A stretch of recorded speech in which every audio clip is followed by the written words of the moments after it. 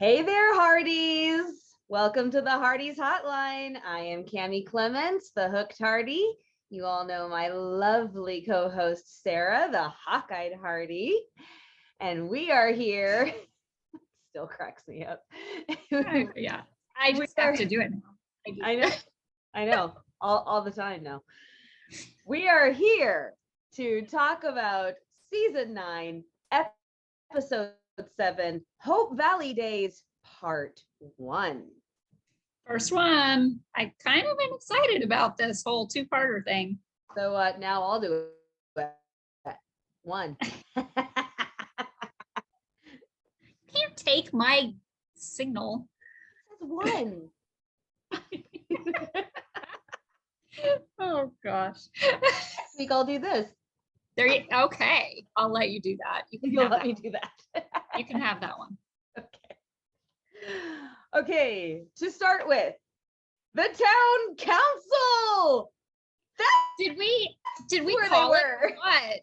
We were so timely last week bringing that up and being like, where's the town council? I so wanted to, number one, I wish I had been watching it with you. Yeah, because so I could just turn to you and say that line from Hook. Oh, there you are, Peter. That is what you would have said, and that is what I would have said. That is my line. That is just my line. That was super exciting seeing the town council. I also loved like getting to see, like, I didn't really know who was on it for sure before. So now we have a very clear idea. They've outlined it all for us. Taken a photo so we won't forget.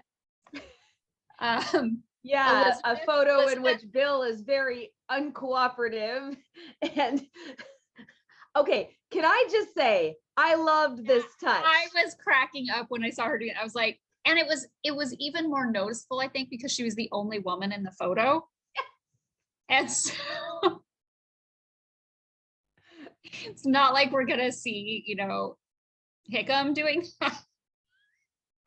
I don't know. Although, yeah, okay, that was a bad example. He's the only one I might see doing that. And all my Anne of Green Gables fans, you guys were with me, right? Yeah, with the pitching of the cheeks. Because we all love watching Anne do that. It was just something very much that you would expect Elizabeth to do.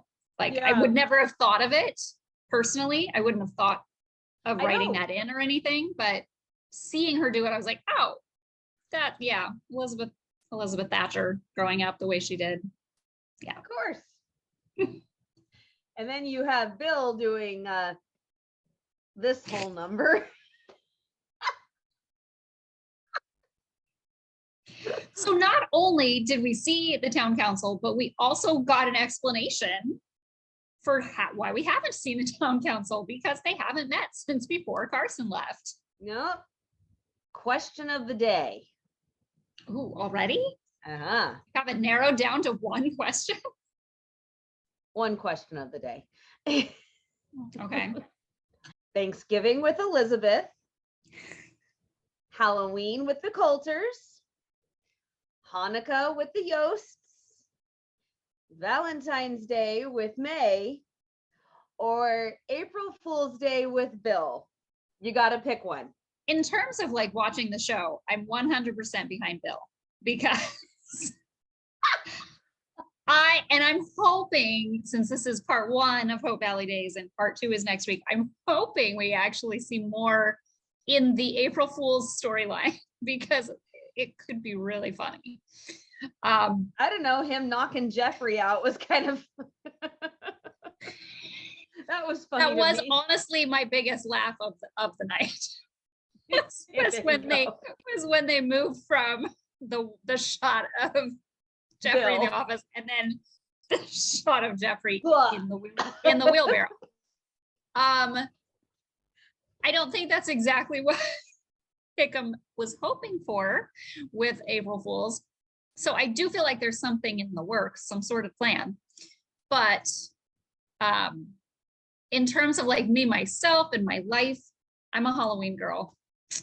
I really love Halloween and dressing up. Yeah, see, I was gonna say Halloween Halloween either way because I want to go play dress up with the Coulters. I mean, if Rosemary has enough costumes that there are trunks full and they could play dress up for months, yes, I am there, please.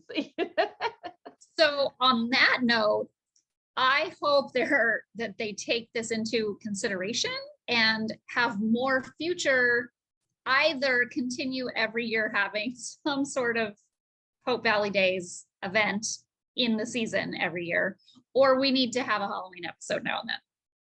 We need to. I agree. It's just the dress. I know there've been a few comments I've seen online, things with like, oh, it's very unrealistic or whatever, but it's just so adorable to take a period type piece of television and like do something completely unexpected like this, to be able to have costumes and just explore the different holidays. And quite honestly, people have been asking for holiday episodes of When Calls the Heart. Any holiday. Since it started. Like, yeah. We've had the Christmas movies, but everybody's consistently been saying, we'd love to see another holiday on the show. People have asked, or could they do a Thanksgiving movie, or could they, every year when it premieres in February, there's people asking like, oh, will it be Valentine's Day? Yeah. I think this was a pretty brilliant way to kind of address that ask from the fans without having to like pick one. That you have a point. You only have 10 to 12 episodes a season. You can't have multiple holidays taking up half your season. That would be kind of silly to spend so much time on that. It's true. But this is a great way to address how many different characters celebrate many different holidays and then move on. Okay, so since we're there, let's continue with the Coulters for a moment. Go for it. Rosemary's comment that Lee misses Mike. I loved that exchange. Truth or false? That he misses him? Absolutely. Mm-hmm. Absolutely. I loved his answer though, because he didn't deny it, but he also didn't agree with her.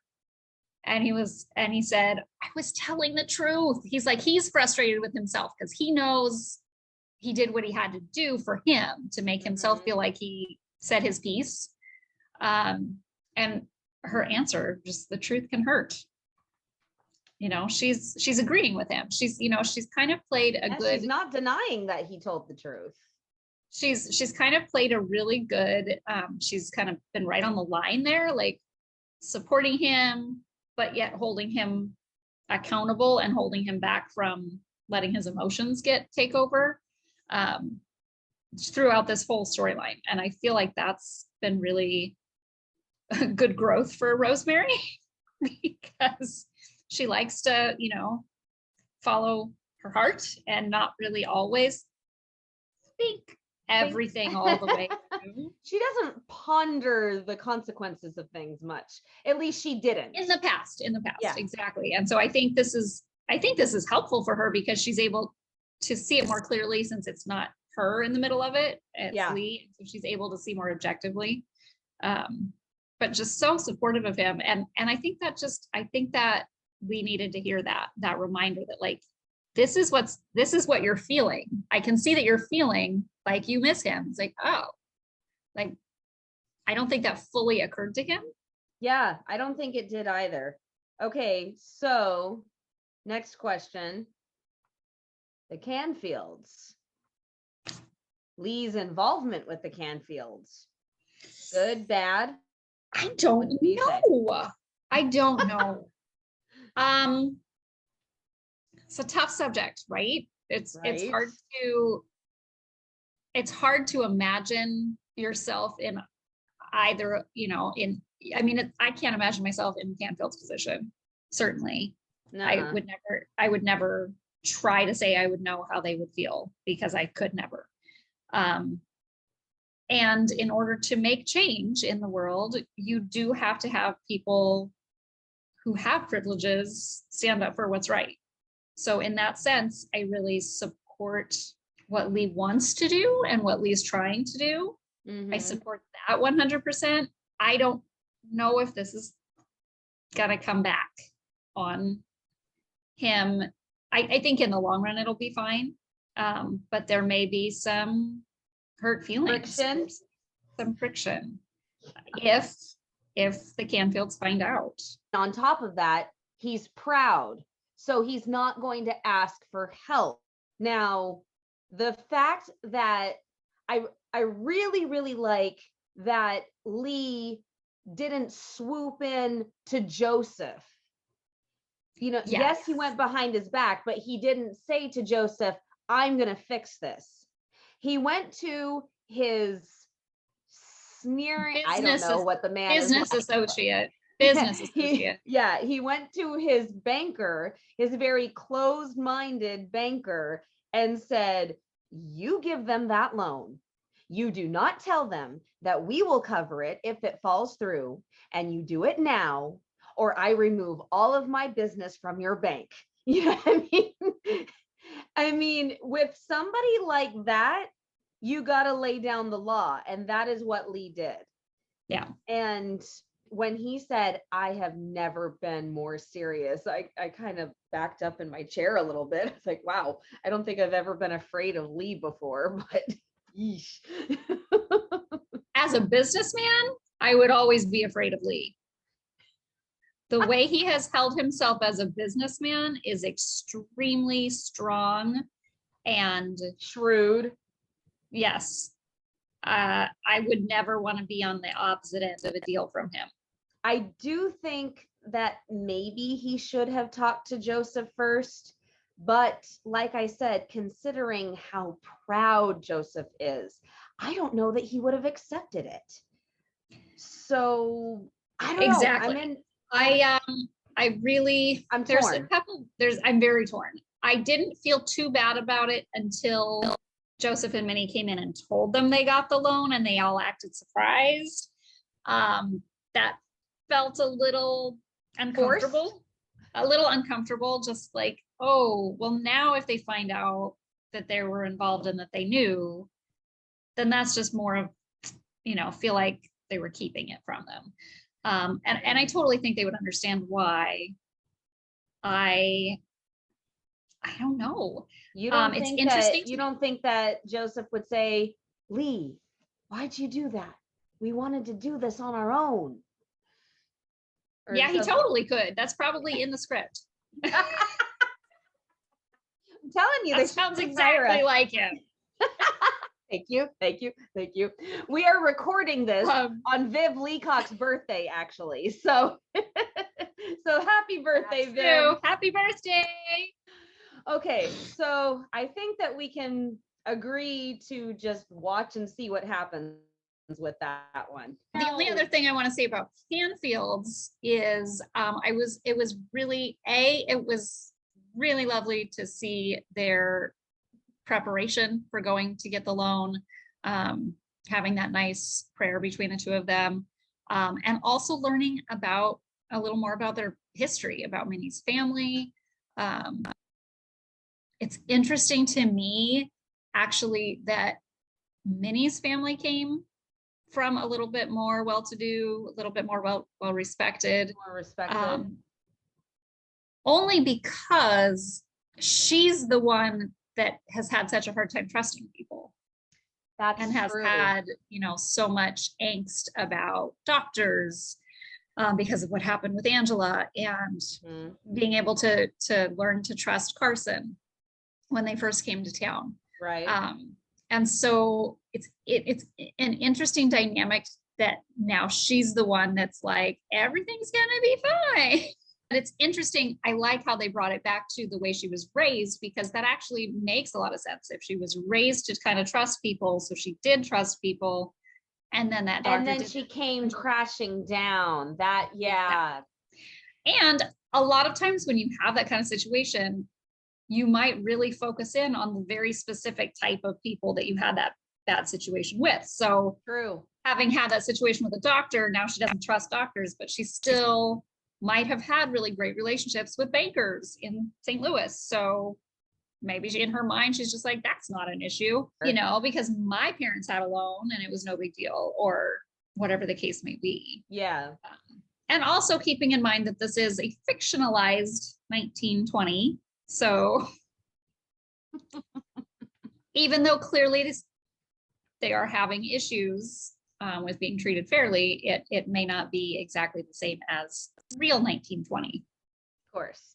One more thing about Lee and Rosemary. So when they're talking about whether or not Michael likes to be mayor. Oh, yes. Okay. I thought that was a really interesting middle ground, because at the beginning of the episode, we have Lee saying, I can't listen to any more of this, and trying to walk away. Which in some instances I can totally understand. I mean, it was really hard for him. Then you've got the end, and they're saying he actually did a pretty good job and we're enjoying ourselves. And Rosemary is saying, oh, just you wait, I won't spoil the surprise. And Lee is saying, please not another costume, please not another costume, which we know from Sneak. And you know it's another costume. You know it is. It's Rosemary. We know that because it's Rosemary, and we know that from sneak peek pictures, you know. But besides that, I hadn't seen the sneak peek pictures when he said that line, and I still knew. Right. Like, oh, it's a costume. So I think this was a really good middle ground. It showed a progression of his coming around to the situation. And it's also taking Mike into consideration. You know, I think that is something that Lee hasn't really done yet. He hasn't taken Mike's feelings into consideration. He hasn't taken the weight that's on Mike's shoulders that has never been, because he ran the business, yes, but he's always been under somebody. Even when he was at the top of Gowan Petroleum, Gowan still owned it, and so did Lucas. So he was still a right-hand man. He was a foreman. Now he is the leader of the town. And I think also the comment, the answer that Rosemary gave of saying, I don't think he does, at least not yet. Because it goes against his sweet and generous nature. Exactly. I think that kind of a comment helped him to kind of change his way of thinking. So we'll see if Lee does write that kind editorial. We'll see what happens. But for now, let's go to that sweet and generous natured man and how he didn't let that tendency override him when a pretty girl came asking for what I consider to be a necessity. But well, clearly they're showing us that it's a necessity because Bill needs an x-ray immediately. On the same day. Like, case in point. On the same day she wants to buy one. Weird. So I do wonder, is there going to be something, is Bill going to get worse? Is there going to be something that really makes a point as to why this needs to be a very timely purchase? Well, we'll get to that in a second. So his reasoning, number one, I love the fact that they did not ignore that he was in the mercantile in season 1. Not only that, I loved that it highlighted his journey through Hope Valley, just through the years. Bring attention to the fact this man's been here since the beginning. Yeah. And I mean, I don't know if he was supposed to be Hickam in the shop in season 1, but the fact he didn't have a name, right? No, he didn't have a name. He wasn't named. He was just so the fact that Ben Rosenbaum was in the mercantile.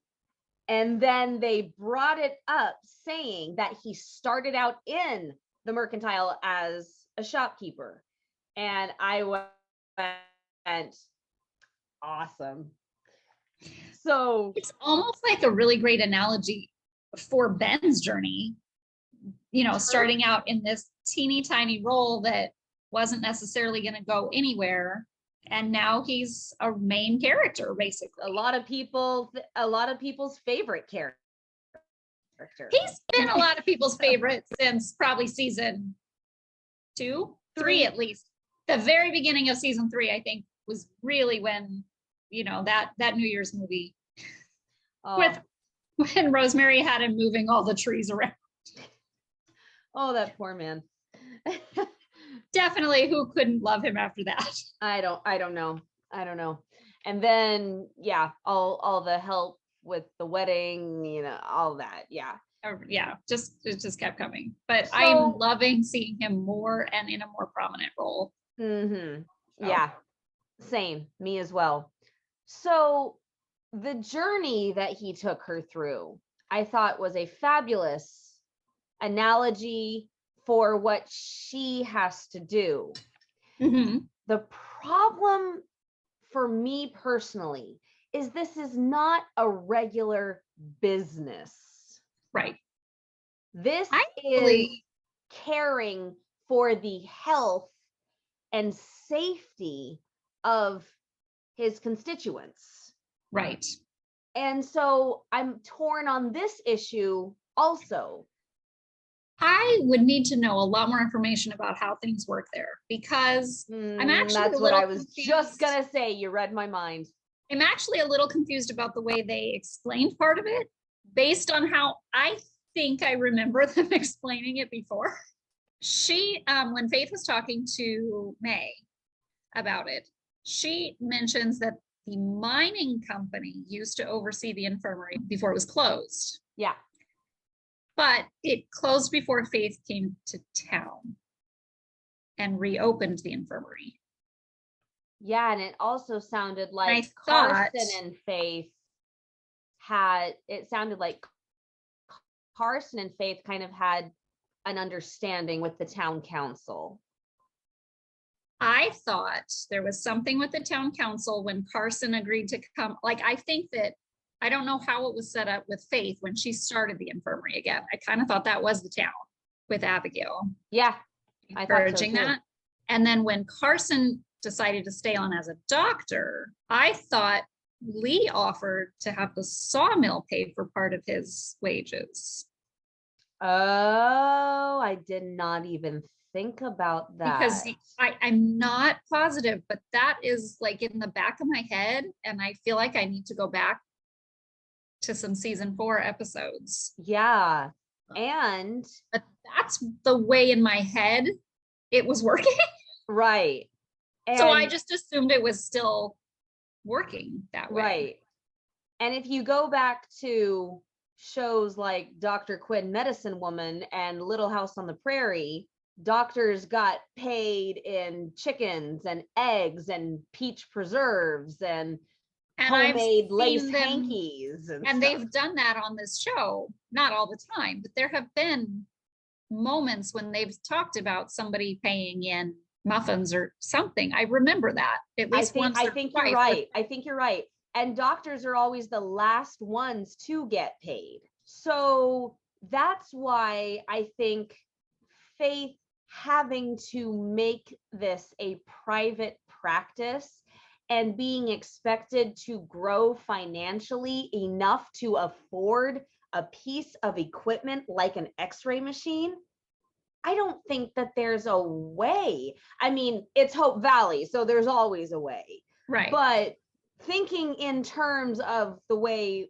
I know things to have worked back then and in other like-mannered shows. Right. The other question I have is, they made it sound like it was when she put her name on the door. Yeah. And I'm like, Carson had his name up somewhere, didn't he? Like, yeah. When did it change? And is there another factor to that? Like, was the town taking a percentage before? and they're not now, like, because if that's the case, I can see that argument that, okay, well, if the town was making money off of it in some way or something, then I could see that obviously needing to be taken into consideration. Yeah. No, but but you're right. Enough details. And I was very confused because I did think the sawmill was involved in the infirmary in some way. Also, is the word infirmary, is that reserved for town-run medical centers? I guess. And not for private practice? I'm like, why do you can't it say infirmary and it be your private practice? I don't know. We have to burn the sign.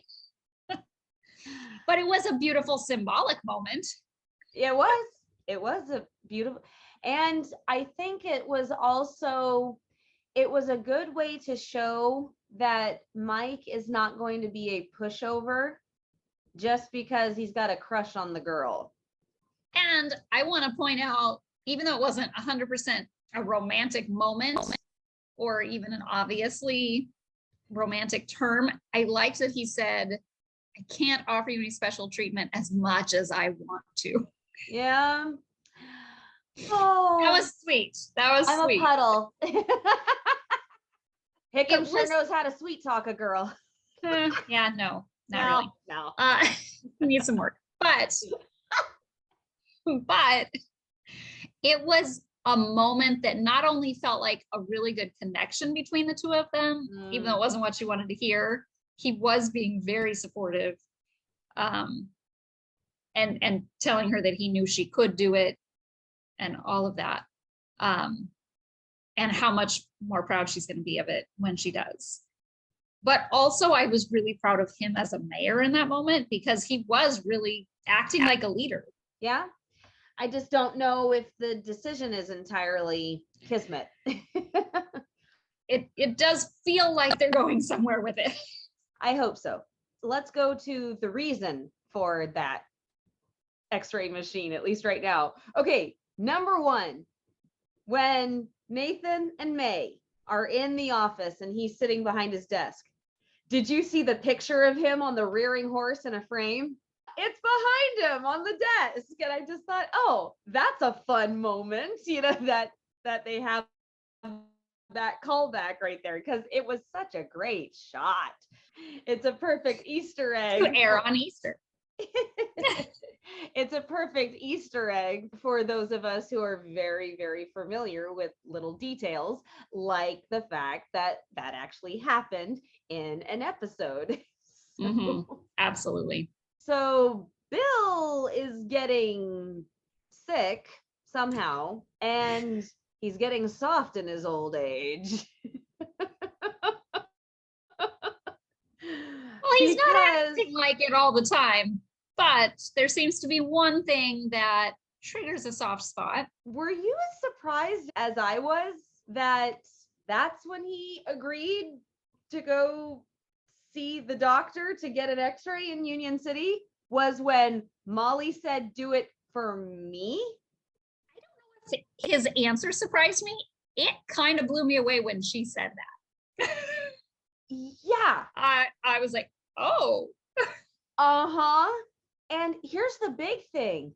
There was no flirtiness. No. There was no cutesy. There was 100% concern and pleading for him to go and get this chest X-ray to make sure that everything was going to be all right. So it was 100% sincere. And that's probably why he did say yes, because he knew it was 100% sincere. But that was one of the most valid moments that I've seen between the two of them. And there wasn't a bit of flirting, which really is both of their MO. So to have it be so genuine was, it made it more serious. It made it more honest. Yeah. So hopefully he is okay. It's interesting to me that he seems to be, I think they were alluding to him not feeling great beforehand, but really it wasn't until he had another physical altercation that these symptoms started worsening. So at first I thought he was going to the doctor because he hurt his hand or something. I thought he maybe threw it his back or or something like that. So lifting Jeffrey into the wheelbarrow. Let's talk about said altercation. What a word I can't say that because I won't. So just playing devil's advocate here. You're coming to a town that you've never been before. You're searching for someone who you want to make do what you want, whether you're in the right or not. Yeah. Whether this person's right or not, you're trying to win them over. Or get them arrested, one of the two. Yeah. It's kind of both of those things are your goal. I'm not really sure who you are if both of those things are your goal. But regardless, you're either trying to win this person over or you're trying to get them arrested. You need law enforcement on your side. You decide your best way to do that is to waltz into the judge's office, demand to get what you want rudely.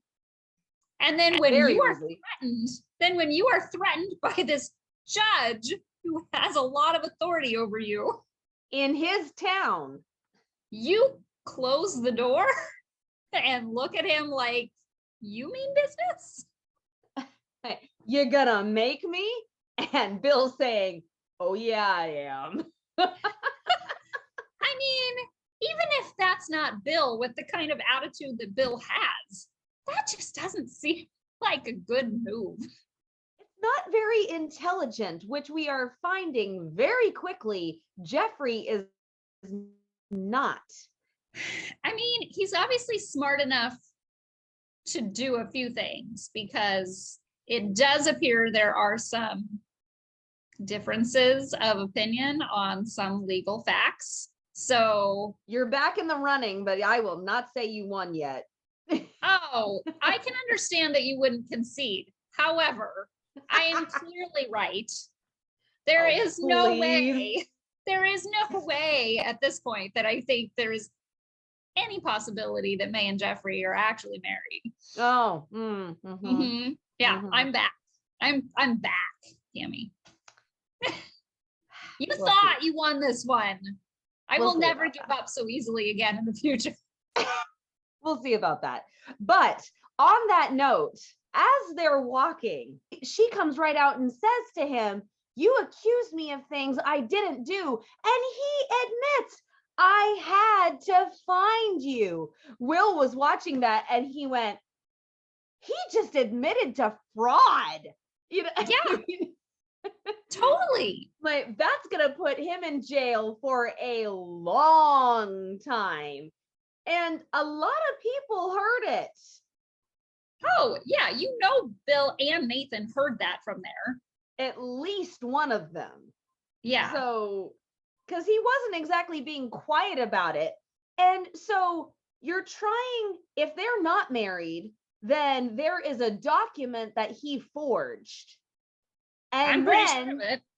And then you waltz into town and you say, I want her arrested. Oh yeah, that's a brilliant way to win her back. Yeah, good job, buddy. I am curious. So there's 3 charges against Mei. There's larceny, forgery, and spousal abandonment. Which we were talking about last time. Larceny, he's saying she stole money from him when she left. I don't. Or he's the one that stole the money and then he blamed her for it. Well, right. I'm just saying they didn't really explain what the charges against her are specifically entailed. No, they just said there's the 3 charges themselves. Apparently the charge says that she stole some money. And then I don't know what they're saying she forged either. So again, these are all probably most likely from the way it's setting up things that he did and he's trying to blame her for. But then he's acting like he wants her back, which makes so little sense. Abusive people are not intelligent. Well, no, that's true. Who this reminds me of too? Who is was it Peter? Faith's first fiance. Oh, that very just that attitude of like, you're gonna do what I say. The domineering, yes. When you're talking about the 3 charges, larceny, she stole money for the journey. forgery. Possibly.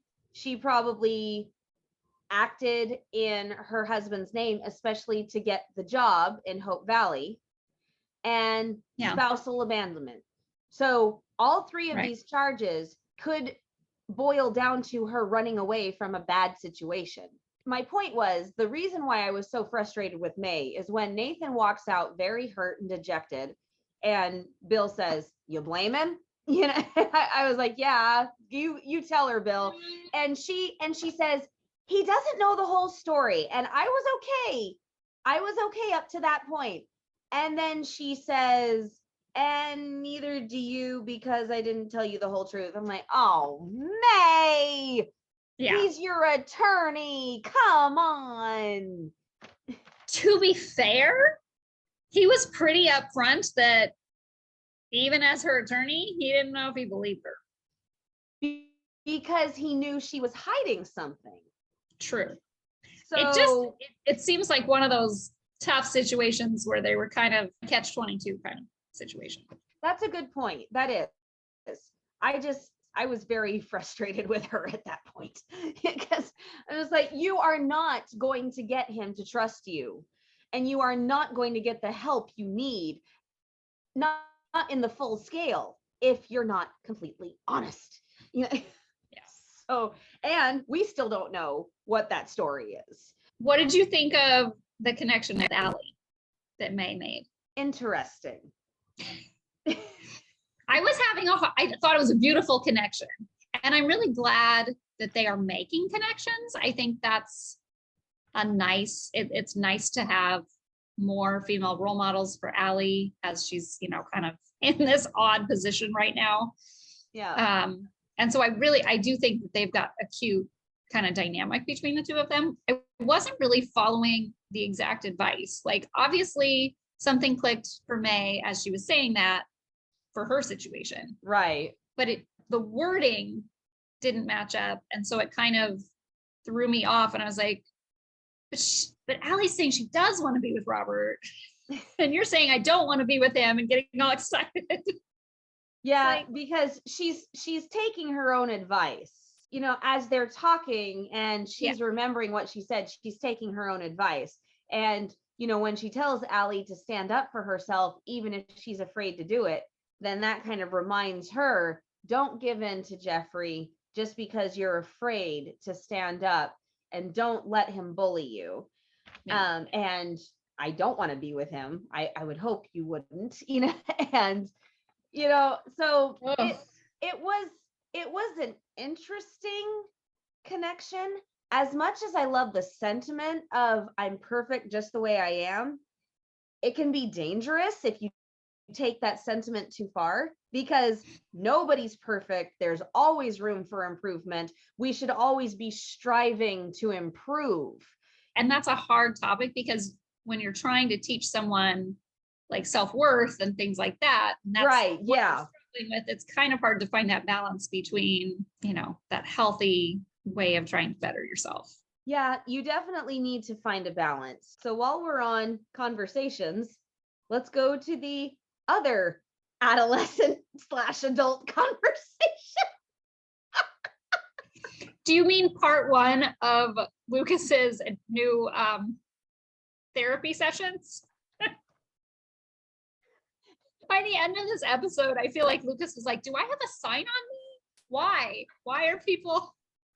But I mean, the thing is, he didn't really tell him anything. He just said the time before he starts courting would fly by. That's all he said. So what I loved was that he was clearly super uncomfortable with where this conversation was going. Completely. That's what I was laughing so hard at. Which was adorable. And then to me, this was a great example of like how kids and teens can sometimes, like, they're not really looking for advice. They're just looking to know that there's someone they can talk to. And so they're looking to be heard. I don't think Robert was really looking for a specific answer to something, but I think he really needed a connection with an adult male role model. Who's not his father. Yes. And I think knowing that, I mean, he's working all around town, so he's getting to know a lot of people a lot better as more of a young adult. Yeah. But also knowing Elizabeth as well as he does, I'm sure he feels more of a comfort with Lucas knowing that they're together and that they're comfortable together. So if Elizabeth trusts him, then I should be able to trust him. Yeah. That, that kind of feeling. And he probably thought, it's a kind of a question about courting. So I should ask somebody who's actively doing that right now. It's actively courting. They'll have the most answers, right? And so I actually thought that was just an adorable, sweet connection that I think Lucas freaked out at first thinking this is like way more information than I would be talking about with a teenager. But I don't think it was the information. I think it was just him. I think Robert just needed that connection and reassurance. Yeah. And then I think Lucas needed a drink after that. Because a go at the pinball machine wasn't going to do it. Wasn't going to cut it. But that was very cute also. That was a cool I know, machine. an old-fashioned pinball machine. Where did they find that? I know, that was really cool. Let's go to the other reason for that sign around Lucas's neck. Which is why that was even funny. The fact that there were two different situations like that, I thought that was incredibly well written. But first, we need to go to this moment. That is single-handedly the best facial expression that Kevin McGarry has ever made. Best from Kevin McGarry ever. Top 3 on When Calls the Heart ever. Well, I don't know. Making the funny faces at Baby Jack, that might be in for a tie. I would put it just under. You would put it just under this. Because when you're making faces at a baby, well, no, that's expected. True. It's expected. And so while the faces were just as great, this was so wonderful because it came out of nowhere. And you're just like, oh, boys and their toys. Like he pushed a button and was so excited. It's a horn. That's what made that so lovable and fun, is because you just were like, oh my gosh, I can't believe that just happened. By the way, go to our post with that picture and caption it with your own caption. Okay, so we have the very funny driving lesson, which tanked. So I have a question. Do you think Nathan wanted a driving lesson? Or do you think he just wanted to talk to somebody? I think he wanted a driving lesson. Because he didn't act like he wanted a driving lesson. Not in the moment that he said, "How about now?" I think that when he said, "How about now?" he needed something to do. He needed a distraction. But when he got in the car and she's doing all of this, make sure you're comfortable and you have oriented yourself. I'm like, oh, blah, blah, blah, blah, blah, blah. But I think by the time he got in the car, you saw him antsy. He was grabbing the steering wheel. He was like, when do we go? He wanted to run that piece of machinery. And when she was going on and on and on and on, he said sayonara. I gotta give a big shout out to Garwin Sanford for doing nothing, but I could picture him teaching. I know. Aaron, I could so picture him, Elizabeth's dad, trying to teach Elizabeth exactly to drive. Like that. That sounds exactly like how he would have done it, Mr. Thatcher. We are both very big fans of Garwin Sanford, if you didn't know. And I mean, Erin's a lovely actress, so I'm sure if she's supposed to be pretending to be her dad, she's picturing the actor who plays her father and trying to kind of get in that mindset of how he would have acted. And I thought she did that very, very well. Oh, yes. Oh, yes. So then we go to the not so lighthearted driving lesson. And I love that the first thing, because clearly Lucas is still uncomfortable giving this. I don't know why he is not asking Lee for the driving lesson, but whatever. Because that wouldn't be funny. And that wouldn't be funny. It might end up happening if he actually has to learn how to drive. Right. But when Lucas said, I assume Elizabeth showed you how to fire this thing up, like, no. She did it. Why would he assume anything? like, obviously you don't know your girlfriend as well as you thought you did. Well, it's also because Nathan didn't really give her much of a chance at that point. No. Putting all of that aside, I do have to say props to Lucas, because he was not afraid to say, because of everything that happened with Elizabeth, he didn't shove it in his face. He didn't necessarily remind him that he lost, but he just said, hey, this happened. You are understandably feeling very gun shy about this. Don't walk away. Without knowing more. Without asking. Yes, do not walk away without asking, because that's what Lucas almost did. Exactly. And Nathan told him not to walk away in almost the same verbiage. Almost. You're right. If I were you, I wouldn't. I'd stick around. Yeah. So. And definitely in that moment, I think Nathan was definitely like, get Lucas out here, because I know he's the only person who will kind of understand what I'm feeling. Yeah, very true. And then once again, he exits the vehicle and says, appreciate it. Yeah, thanks. Well, while we're on the topic of the lovebirds, shall we continue? Oh, I think we can go to my second favorite scene of the episode. Take it away, dear. This is probably controversial, because I know we had a super romantic scene recently that everybody was just gaga over. But when Lucas walked Elizabeth home, this conversation might be my favorite conversation between the two of them. Oh my.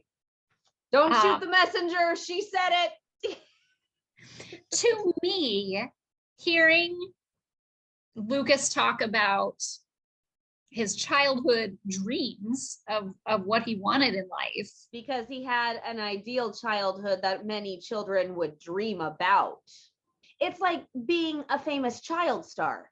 Every child in the world wants to be you, but in reality, you just want to be normal. It's really harsh. Yeah. Your dreams are to be normal. So he had a childhood that so many of those kids in town, and probably the kids that he kind of grew up around, wanted to get to travel and to see so many places and to have enough money to do that. Mm-hmm. When in reality, continue. He wanted to live in one town, in one home, where he could get to know everyone. Because he didn't get to know anybody. He probably had no friends. Probably. And I think he's an only child, I believe. Yes. That they've said that. And do you remember when in the very first episode where they introduced him in season 6, do you remember that he showed Cody the coin trick? Mm-hmm. And Faith came over and watched too, and Carson got a little jealous, right? Mm-hmm.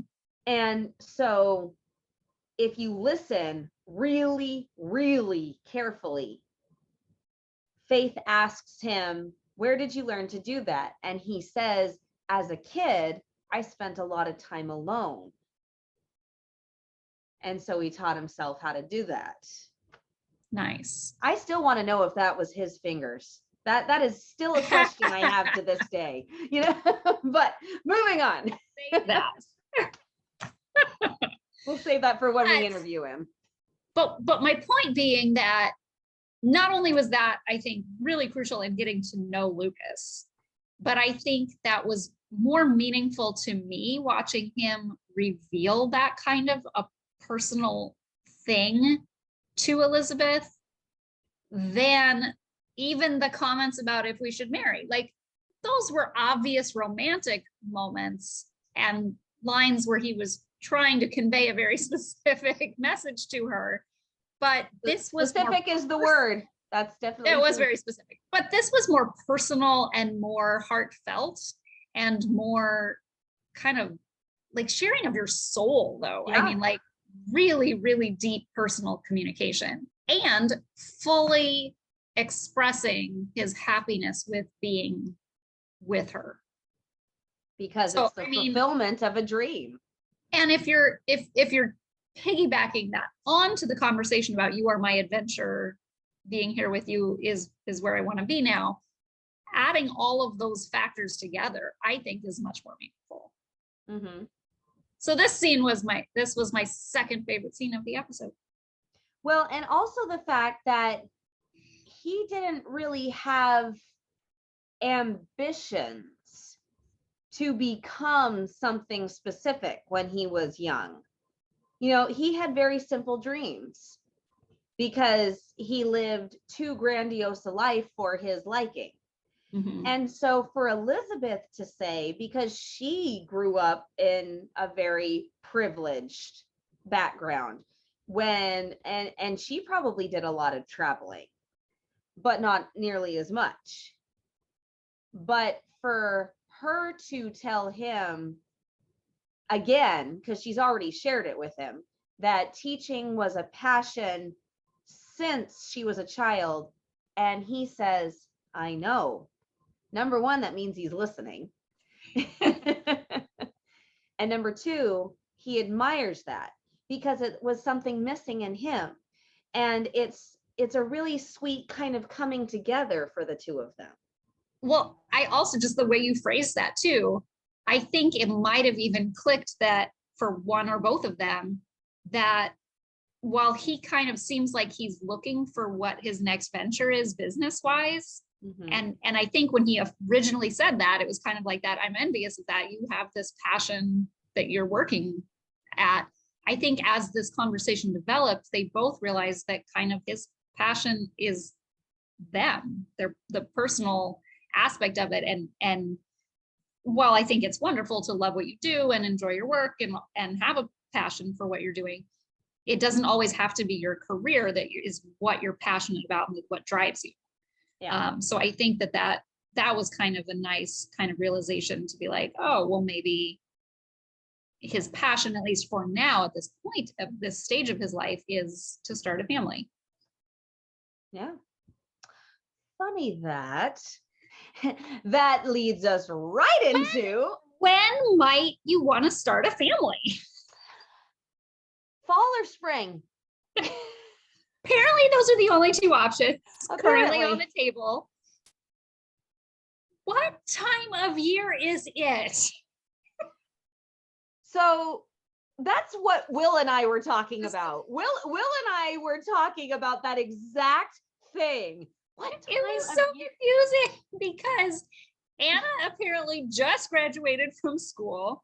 You've got comments about a chill in the air that's the beginning of autumn, maybe. They're celebrating holidays from all over the year, so who knows? Who knows about that? But it's also, the season started, I don't know when the season started. They made it sound like it was shortly after the school year started. Yeah, because at the end of season 8 was the end of the school year. So we kind of got the illusion that coming back was after summer break. And about a month or two into the school year. Because Minnie substitute taught. While she was gone for nearly a month. But it's not winter. I'm just so confused. Well, I think that we are on the cusp of fall because... So in theory, has season 9 already taken the whole school year? I think so. It's kind of skipped over winter. That's my guess. That's my best guess too. Yeah. And we've already traveled a year. Yes. Or those months of the year. Well, right. So if it came back in November, Then we kind of skipped over, and then yeah.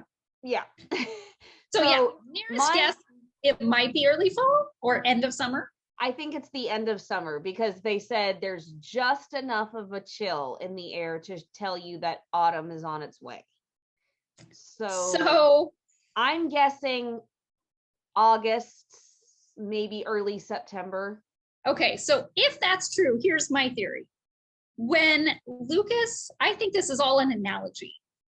Lucas is testing the water to see if she's ready to get married right now. Are you ready now?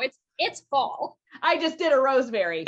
You ever considered a fall wedding? Because it's almost fall. Yeah. And I think that her answer was, I'm almost ready, but how about a few more months? Have you ever considered spring? Apparently a Christmas wedding is not on the table.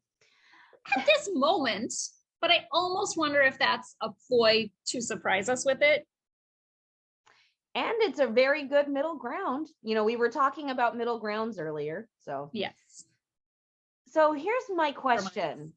Here's my question for you, because you know how much of a stickler I am on this.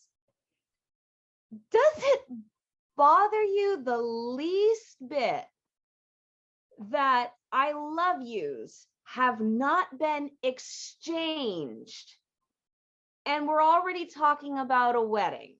It does. Okay, I will take that. It does. I would like to see that. And I think that's probably, hopefully, like a hurdle that we will get through before a proposal. I hope so. Or at least at the proposal. Let's hope. I cannot help but just kind of go, already? You know, I mean, and that sounds so strange coming from me, a person who wants to see the relationship move. But I'm like, are we seriously talking about a wedding before I love yous have been exchanged? Because we are going on the assumption that he did not hear her. Yeah. So she admitted it and she blurted it out, but he was sleeping. And he hasn't said it. And he has not said it. He has not even brought it up. He was almost there when he said, "You are my passion." It was right on the tip of his tongue, but it didn't come out. So the L word has not come up. I did see some people online talking about if potentially they thought he was ready to say it when Gustav started playing the accordion at their table. And they got interrupted. Okay. So you never know. But yeah, I hope it's coming. I think there's definitely room for it to be a very different progression of romance than Jack and Elizabeth, because she's been married before and is going through a whole bunch of different feelings, and there was a very big focus on her not being afraid and her talking to Lucas about not being afraid. Mm-hmm. And I think that's a huge piece to her journey, because she was very afraid starting a relationship with Jack. So I think there's room for it to progress differently, but I do want to hear those words. Yeah. Me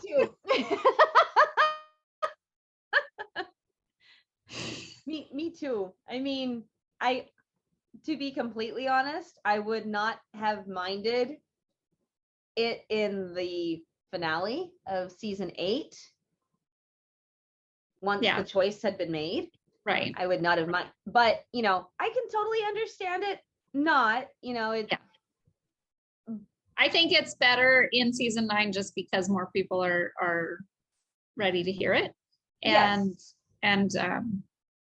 I think it would have been 2 very big bombs right next to each other. I think we're all really falling for Lucas now. I mean, he's really showing up for her. Speaking and I think of which, I saw a sneak peek online. Does it look like Mr. Substitute Bouchard? Holy moly. Awesome. That looks awesome. First a babysitter and now a substitute teacher.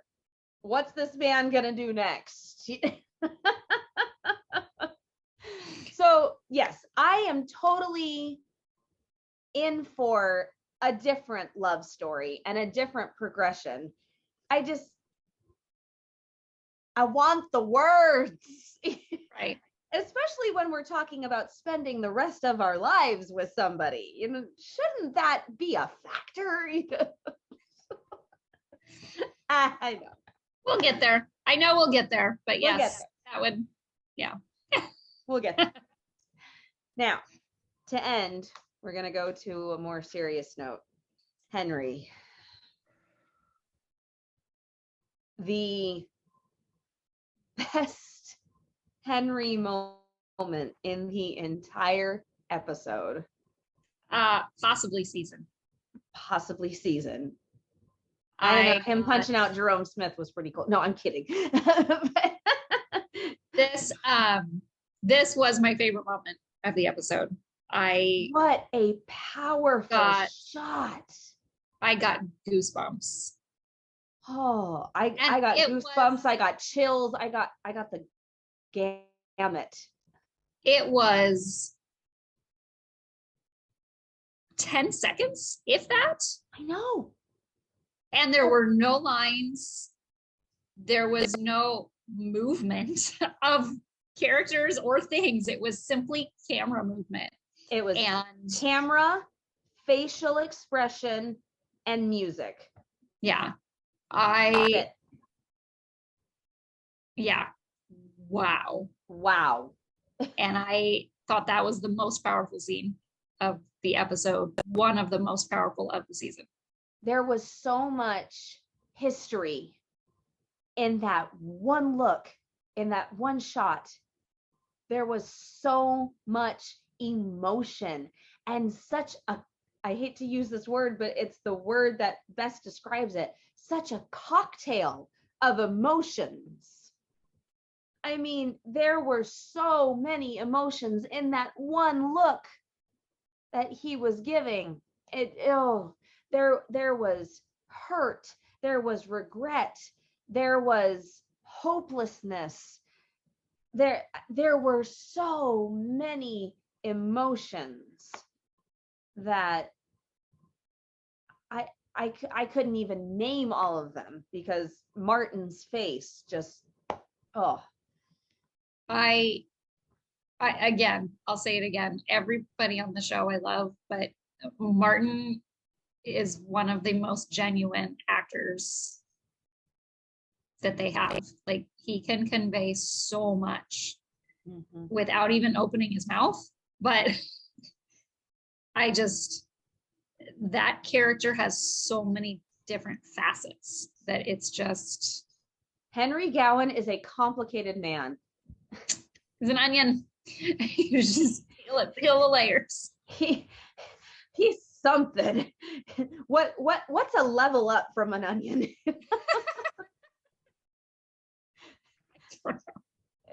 Is there such thing as a pineapple onion? Okay, we'll work on this analogy for next time. I'll make a hybrid fruit. There you go. Pine onion. Okay, we'll work on this. So I'm super confused now. What is happening? Whatever their plan was didn't work. They sent this letter with Fiona and she said they didn't go for it. No. We don't know what that plan was.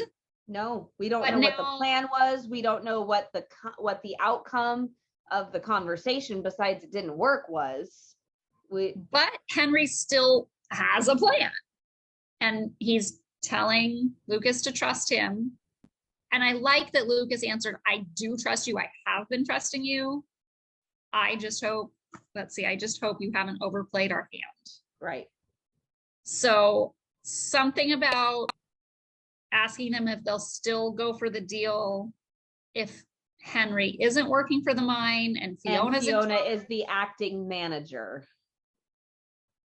But I guess my confusion is then Lucas says they'll never go for that because she has no experience. But I thought they didn't want them to go for it. Well, they're trying to find a way for both of them to be out. And leave Fiona with mess. But then they could still open the mine. I thought the point was that they were trying to find a way to get them out so that they couldn't open the mine. And now remind me too, is all of this because if they're stakeholders in the oil company, then the oil company owns the land the mine is on? Is that what would then give them the ability to open the mine? I don't know. Why did they have to close with the oil company to open the mine? That's where I'm a little bit not clear, but I feel like it must be like the land ownership. Well, but the problem is, how dangerous would that be for a coal mine to be on the same property as oil? I mean, that's an explosion waiting to happen right there. Well, we've already had explosions, so. Right, but that was the oil well. You know, that. But I mean, so that's my question is, I would think if Smith has a plan to get into on this oil business so that he can have access in whatever shape this takes to being able to open up the mine, I would think he would jump at the chance to be in on it with somebody inexperienced managing it day to day, because they might think they could sneak around her more so than Gowan, because Gowan obviously doesn't trust him, and they would, I would think, not want to be in business with Gowan. It's yeah. I mean, that's a very valid where I'm point. That's where I'm a little concerned. So Gowan is the business, all of the business venture stuff is a little confusing. I have to admit, it's kind of doing this. I'm like, I have no idea what they're talking about, because it's a little confusing to try to figure out which way is going what, especially since we're not getting a whole lot of details of what the plans are. So, right. So apparently Henry is going to San Francisco though. And then they will see what happens next. And then we shall see what happens. Whew. Oh, all right, Hearties. Well, we hope that you have enjoyed our recap. Sorry it's a day late, but thank you for understanding. Just gets us one day closer to episode 8, part 2 of Hope Valley Days. And looks like somebody gets arrested and some people wear some more costumes. My money's on Romeo and Juliet. I think that's what those costumes look like to me. Yep. Not positive, but that is what it looks like to me. Yeah. That's a very safe bet. Go with it. Okay. One theory I have on the arrest is that it could be a ploy. He could pretend to arrest her to get Jeffrey to admit something. You are not going to believe what Will said. Okay. When he saw the preview. And Nathan said, "I'm taking Mei into custody." And Will goes, "To my house." Will!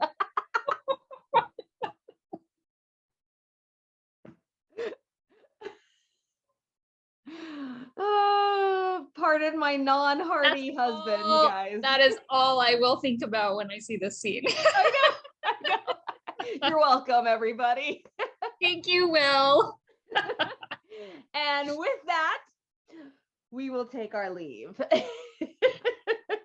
and bow out gracefully. Bye, guys. Have a great week.